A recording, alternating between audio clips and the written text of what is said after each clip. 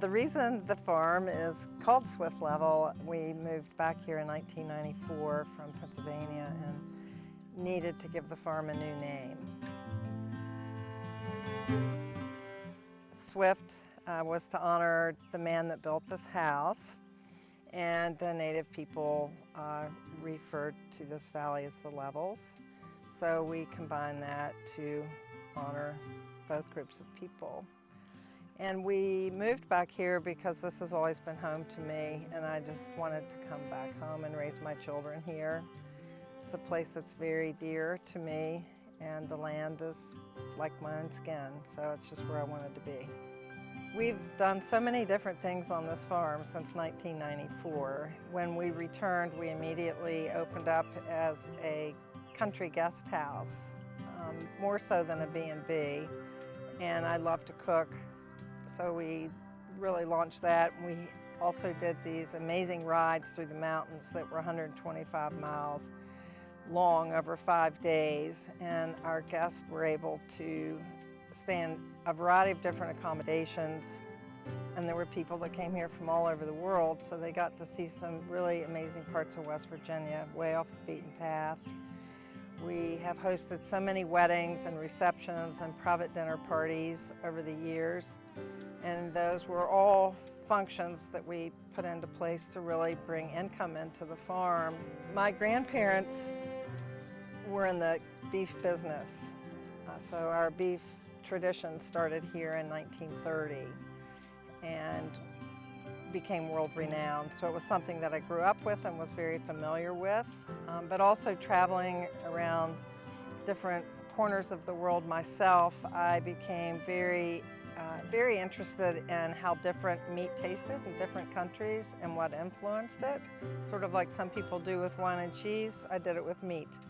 And that taught me a lot, and that's when I rediscovered truly grass-finished carcass and tasting meat, and I wanted to emulate that here, and it was just when it was starting to take off.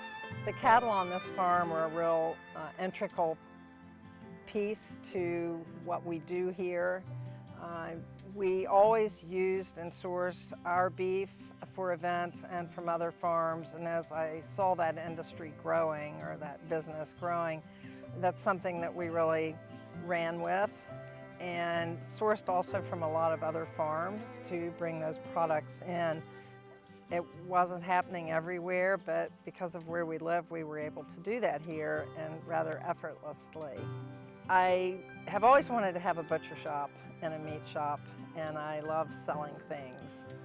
So that idea really started growing, and it took me several years to find the right location and then to find the lenders that would lend me money to purchase such a location for an enterprise such as that, which was a bit trying, a little bit difficult, but I wanted to make a full-time business out of it where I could really pay my bills and not just participate in something and do another job. I wanted that to be my full-time job. And that full-time job is 7 days a week.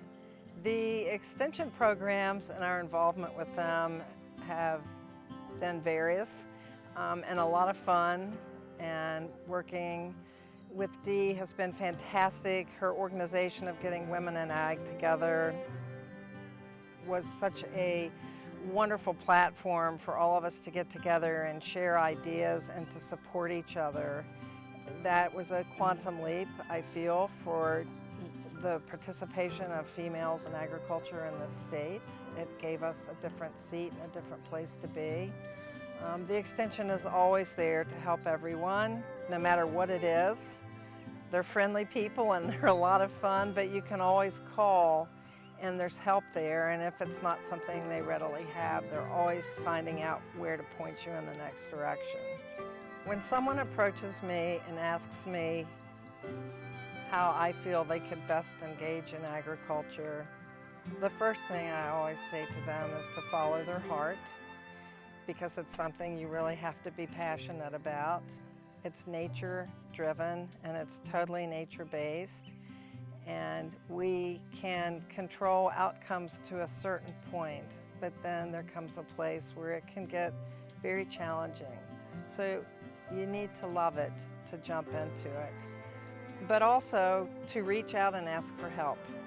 I think one of the greatest challenges that we all face with farming is knowing why we're farming. And farming can control our lives, or we can control our farming. And there's a very fine line there of who's really in the driver's seat. And most of us that love the land and love growing have a tendency to let the farming tell us what we're doing.